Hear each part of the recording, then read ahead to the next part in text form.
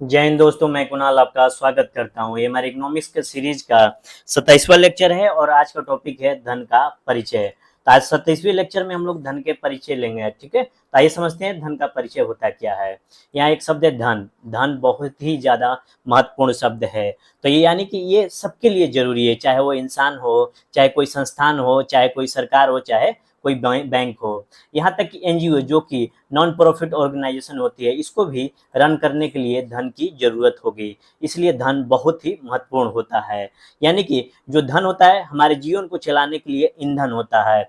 तो इसका मतलब क्या हुआ कि हमारे पास खूब पैसा होना चाहिए या कितना पैसा होना चाहिए, ये हम लोगों को समझना जरूरी है। तो धन बहुत ही महत्वपूर्ण संसाधन है, लेकिन कितना पैसा होना चाहिए ये हमें भी जानकारी होना चाहिए। जैसे कि किसी व्यक्ति के पास बहुत सारा धन है, तो क्या बहुत सारा धन होना चाहिए या बहुत सारा कम धन होना चाहिए? तो आम आदमी से पूछेंगे तो नहीं, मेरे पास ज्यादा धन होना चाहिए। तो हम लोग देखेंगे कितनी मात्रा में धन होनी चाहिए। जैसे कि मान लिया कोई पौधा है, उसको बहुत सारा पानी दे दिए। ठीक है, पानी दे दिए, बहुत सारा पानी दे दिए, तो ये पौधा क्या हो जाएगा? सड़ जाएगा, नष्ट हो जाएगा। अगर कम पानी दिए तब भी नष्ट हो जाएगा। उसी प्रकार अगर शरीर में खून की जरूरत है, शरीर में खून की मात्रा अगर 6 लीटर की जरूरत है, अगर उसको 7 लीटर दे दिया जाए तब भी खराब है। अगर उसे और भी कम कर दिया जाए, यानी कि शरीर की जरूरतों के हिसाब से अगर खून कम है तब भी शरीर नष्ट हो जाएगा। तो क्या धन इसी तरह काम करता है? तो इसको हम लोग यहाँ समझेंगे। तो इसलिए मैं कह रहा हूँ धन बहुत ही महत्वपूर्ण संसाधन है। तो धन तो धन कितनी मात्रा में होना चाहिए? तो धन एक आदर्श मात्रा में होनी चाहिए। जब धन की मात्रा आदर्श स्तर से ऊपर या नीचे होने लगती है, जैसे कि खून की मात्रा ऊपर या नीचे होती है तो शरीर नष्ट होने लगता है, उसी प्रकार जब धन की मात्रा आदर्श स्तर से ऊपर या नीचे जाती है तो वो खराब होने लगती है। ठीक है, क्या होने लगती है? वो खराब होने लगती है। तो इसी को समझेंगे कि हमारे पास कितना धन होना चाहिए। तो इसको पढ़ने के लिए हम लोग इकोनॉमिक्स का अध्ययन करेंगे। यानी कि इकोनॉमिक्स क्या है? साइंस ऑफ मनी है। तो मनी को हम लोग समझेंगे कि पैसा कितना चाहिए। तो पैसा कितना चाहिए, इसके लिए हम लोग वैल्यू ऑफ मनी को समझेंगे, धन के मूल्य को समझेंगे। मान लिया मेरे पास 100 रुपये है, तो इसका मूल्य कितना होगा, इससे क्या क्या हम लोग कर सकते हैं, इसको समझने का प्रयास करेंगे।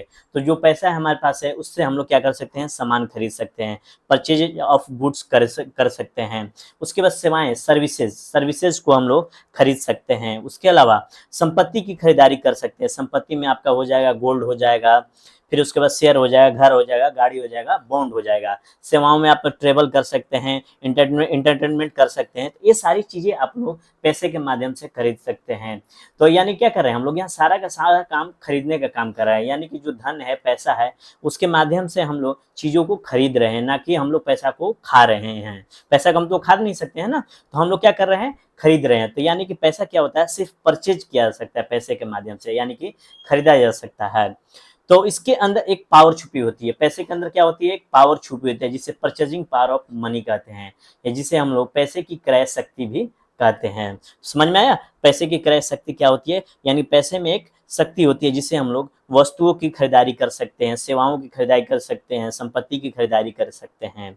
तो उसके बाद हम लोग देखेंगे कि जो पैसा है, पैसा का विज्ञान सार्वभौमिक है। पैसा का जो विज्ञान है वो सार्वभौमिक है। वर्ल्ड के किसी भी कोने में चले जाइए, आपने फाइनेंस का अध्ययन किया है तो वो फाइनेंस वाला रूल वहाँ अप्लाई होगा। लेकिन एक अन्य सब्जेक्ट होता है लॉ। ऐसा कहा जाता है जो लॉ होता है चेंजेज विथ लैंड होता है। लॉ लॉ क्या होता है? चेंजेज विथ लैंड होता है। लेकिन मनी का जो सप्लाई है, फाइनेंस है, वो चेंज नहीं होता है। तो इस प्रकार हम कहेंगे कि पैसा का जो विज्ञान है वो सार्वभौमिक होता है। आप देश के किसी भी कोने में चल जाए या विदेश के किसी भी कोने में चल जाए, वो उसी तरह काम करता है। लेकिन जो लॉ होता है वो चेंजेज विथ लैंड, यानी कि भूमि के साथ बदलता है। But finance can not change. जो फाइनेंस होता है वो बदलता नहीं है। लेकिन सभी देशों को आज़ादी है अपने पैसों का नाम रखने के लिए। जैसे कि जो यूएसए है, उसका वो अपने पैसे का नाम डॉलर रखा हुआ है। उसके बाद हम देखेंगे चाइना। चाइना ने अपने पैसे का नाम युआन रखा है।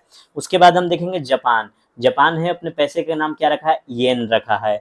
यूके जिसे ग्रेट ब्रिटेन बोलते हैं, उसने पाउंड रखा है। और भारत ने रुपया रखा है। तो यानी कि पैसा का जो विज्ञान सार्वभौमिक है, परंतु सभी देशों को आजादी है कि अपने पैसों का नाम रख सकते हैं। यानी कि सभी देशों को पैसों की एक अपनी अपनी क्रय शक्ति होती है, परंतु ये क्रय शक्ति क्या होती है? अलग अलग होती है। जैसे कि मान ले इंडिया का जो डॉलर के मुकाबले है, आज डॉलर एक मान के चलते हैं कि 82 रुपए का है। तो $1 कितने के बराबर है? 82 रुपए के बराबर है। तो देख रहे रहे हैं इन दोनों का वैल्यू अलग अलग होता है, यानी सभी देशों के पैसों में क्रय शक्ति होती है, लेकिन ये क्रय शक्ति अलग अलग होती है, परचेजिंग पावर इन लोगों का अलग अलग होता है। जैसे कि एक एग्जाम्पल लेते हैं, मान लिया किसी बकेट है यानी बक्सा है, उसमें 10 रुपया 10 लिखा हुआ और एक दूसरे में कितना लिखा हुआ है, 100 लिखा हुआ है, तो आप शून्य देखकर आप इसकी क्रय शक्ति का अंदाजा नहीं लगा सकते हैं। जैसे कि मान लिया रुपया रुपया रहा तो आप अंदाजा लगा सकते हैं शून्य देखकर, लेकिन यहीं अगर डॉलर हो गया तो ये ज्यादा भारी पड़ जाएगा 100 के मुकाबले। देख रहे हैं, डॉलर अगर लिख दिए यहाँ पर डॉलर लगा दिए तो ये ज्यादा भारी पड़ जाएगा 100 के मुकाबले, और इसका वैल्यू कितना हो जाएगा 800, ठीक है, और ये कितना है 100 रुपया, ठीक है, तो दोनों में कितने का अंतर हो जाएगा 700 का अंतर होता है। यहाँ देख रहे हैं, तो क्या होता है जो पैसा होता है हमें अमीर बनाता है, तो हम अमीर जीरो की गिनती से नहीं, पैसों की क्रय शक्ति से बनते हैं, यानी कि हमारे पास डॉलर है तो हम लोग अमीर हैं, ठीक है, पैसों के अंदर एक छुपे शक्ति के अनुसार हम लोग अमीर और गरीब बनते हैं। तो ये पैसा हमें अमीर भी बना सकता है और गरीब बना सकता है, यानी कि पैसों का जो वैल्यू है ऊपर नीचे होते रहता है, यानी कि हर दिन पैसों की शक्ति में बदलाव आता है। जो पैसा होता है अपनी शक्ति का प्रयोग करके गुड्स सर्विसेज एसेट खरीदता है, अगर इसके शक्ति में ऊपर नीचे हो रहा है तो उसमें भी एसेट्स गुड्स और ये इन सब चीजों में बदलाव आएगा ही आएगा। तो हम लोग कैसे समझेंगे कि पैसों की शक्ति में बदलाव आ रहा है, तो इसके लिए दो शब्द होता है, महंगाई और उसके बाद दूसरा होता है इन्फ्लेशन और डिफ्लेशन, महंगाई और मुद्रास्फीति, इसको समझिएगा, अपस्फीति, मुद्रास्फीति नहीं, इसको अपस्फीति बोलते हैं। इन दोनों के माध्यम से समझेंगे कि पैसे की शक्ति में कमी कैसे आ रही है। मान लेते हैं कि टाइम 0 ले लेते हैं, ठीक है, एक टाइम 1 ले लेते हैं, तो एक समय 100 रुपये है, ठीक है, और हम लोग इसके माध्यम से अगर बात करते हैं तो एक पेन का मूल्य अगर 25 रुपये है तो इसके माध्यम से हम लोग 4 पेन खरीद सकते हैं, ठीक है, और यही चीजें आगे अगले साल क्या हो जा रही है कि 104 रुपये हो जा रही है। ये इसी पेन का इस पेन का मूल्य 100 रुपये से बढ़कर कितना हो जा रहा है 104 रुपये। तो क्या अगर मेरे पास 100 रुपये है तो मैं क्या 4 पेन खरीद सकता हूँ। मान लिया कि एक एग्जाम्पल लेते हैं कि 100 रुपये में 100 रुपये में 4 पेन मिल रहा है, ठीक है ना, टाइम 0 पर पहले साल देखते हैं, लेकिन महंगाई बढ़ने के 104 अगले साल हो जा रहा है, यानी कि तब इसके बाद हम लोग 4 पेन खरीद सकते हैं नहीं। अगर मेरे पास 100 रुपये ही रहे तो 4 पेन की खरीदारी हम लोग नहीं कर पाएंगे, 3 पेन की खरीदारी करेंगे। तो देख रहे हैं यहाँ पर मूल्य में ह्रास हो रहा है, यानी कि पैसे के मूल्य में गिरावट आ रही है, जिससे हम लोग वस्तुओं को कम खरीदारी कर रहे हैं। यानी कि महंगाई जो होता है पैसों की शक्ति को कम कर देता है। महंगाई 100 से बढ़कर कितना हो गया 104 हो गया, यानी 4% की वृद्धि होने से हम लोग जब 4 पेन खरीदते थे अब 4 पेन ना खरीद कर 3 पेन ही खरीदेंगे। तो यहाँ देख रहे हैं महंगाई जो होता है पैसों की शक्ति को कम कर देता है, ठीक है, पैसों की शक्ति को कम कर देता है। अगर यही हम लोग कहेंगे कि केवल महंगाई ही बुरा है तो क्या पैसों के जो वस्तुओं का मूल्य है अगर वो कम होते जाए तो क्या वो अच्छा है? नहीं, ये भी अच्छा नहीं है। अगर पैसों के मूल्य में अगर लगातार गिरावट आए, डिफ्लेशन अगर गिरावट आए, ये बहुत ज्यादा घातक होता है, ये इसे हम लोग डिफ्लेशन कहते हैं। आप चाहेंगे कि जो आपने 20 लाख की जो जमीनें खरीदी है वो अगले साल 15 लाख की हो जाए, अगले साल 6 लाख की हो जाए। जो आपने शेयर खरीदा है, जो आपने बॉन्ड खरीदा है, घर खरीदा है, वो उसकी मूल्य में लगातार गिरावट आते जाए, क्या आप चाहेंगे? नहीं, ये डिफ्लेशन का सूचक होता है। जो डिफ्लेशन होता है इन्फ्लेशन से भी खतरनाक होता है। इसमें क्या होता है कि चीजें क्या होती है, चीजों का उत्पादन बंद होने लगता है, तो इसके कारण क्या होगा, उद्योग धंधे बंद होने लगेंगे। अगर उद्योग धंधे बंद होने लगेंगे तो लोग कंपनी के पास वेतन देने का क्षमता नहीं रहेगा तो कंपनी बंद ही हो जाएगी, तो लोग बेरोजगारी बढ़ेगी, ठीक है। उसके बाद क्या होगा, बेरोजगारी बढ़ेगी तो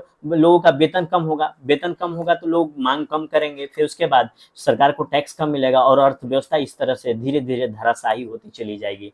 ये होता है डिफ्लेशन की अवस्था, ये बहुत ही खतरनाक अवस्था होती है, ठीक है। तो डिफ्लेशन में क्या होता है, किसी चीज या वस्तु के मूल्य में लगातार गिरावट आ रही है, अगर वस्तु और चीजों के मूल्य में लगातार अगर गिरावट आएगी तो क्या होगा कि जो कंपनी है वो वस्तुओं का उत्पादन नहीं करेगी, तो कम खरीदारी होगा, और उसके बाद क्या होगा कि मान लीजिए वस्तु की कीमत कम हो रहा है तो लोग कंपनी उत्पादन नहीं करेगी। तो देख रहे हैं कितनी खतरनाक स्थिति उत्पन्न होती चली जाएगी, अर्थव्यवस्था यहाँ पर धराशायी होता चला जाएगा।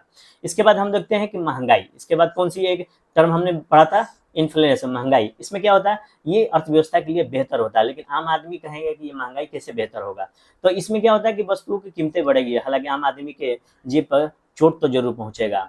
तो इसमें क्या होगा, जो प्रोडक्शन जो करता है उसको लाभ होगा, ये क्या करेगा, उत्पादन को और बढ़ाएगा, और इससे क्या होगा, तो वहां पे जो लोग रहेंगे उसको वेतन को बढ़ाएंगे और ये क्या है फिर चीजों को खरीदेंगे, ठीक है ना। इस तरह से अर्थव्यवस्था इसमें वृद्धि होने लगती है।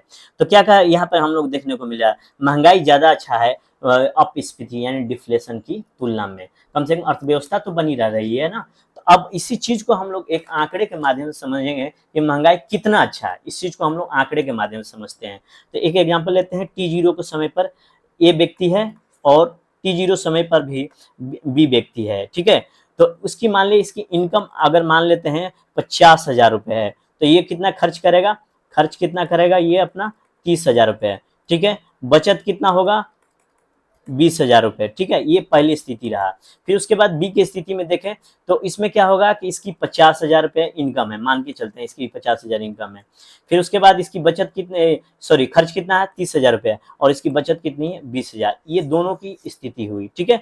और एक समय के बाद T1 समय के बाद इसकी वेतन में वृद्धि हो जाती है और ये हो जाती है 60,000, ठीक है। तो इसकी बचत कितनी हो जाएगी 36,000, खर्च 36,000 करता है, फिर ये 24,000 की इसने बचत की। फिर उसी प्रकार बी के हम देखते हैं तो इसकी सैलरी में ज्यादा इंक्रीमेंट नहीं हुआ और 52,000 इसकी इनकम है। और उसके बाद इसकी इसकी खर्च भी कितने हो गए 36,000, लेकिन इसकी बचत कितनी हो गई 16,000। तो देख रहे हैं यहाँ पर कमी आते जा रहा है। तो बेहतर स्थिति कितनी है, मान लिया कि एक एग्जाम्पल लेते हैं तो इसकी इनकम अगर 10,000 बढ़ी है तो इसकी जो एक्सपेंसेस है वो 6,000 हो गए और इनकी इनकी इनकम कितनी हो गई 2,000 बढ़ी है, तो इनकी जो एक्सपेंसेस खर्च कितने हो गए 6,000। तो इनकी स्थिति ज्यादा बेहतर है, ठीक है। एक ज्यादा स्थिति बेहतर है बी की तुलना में। अगर आय ज्यादा बढ़े, यहाँ देख लें तो क्या हो रहा है कि अगर आय ज्यादा बढ़े तो खर्चों से बेहतर होता है, जो खर्चे होते हैं उससे बेहतर होता है, यानी नहीं तो खराब होगा। इसका मतलब क्या हो गया कि महंगाई कितनी होनी चाहिए, इस चीज को हम लोग समझते हैं। अगर जीडीपी की वृद्धि दर 6% है मान के चलते हैं, तो महंगाई 6% से नीचे होनी चाहिए। तभी हम लोग क्या करेंगे, जितना अंदर नीचे होगा उतना ही हम लोग रियल गेन प्राप्त करेंगे, ठीक है ना, रियल गेन प्राप्त करेंगे।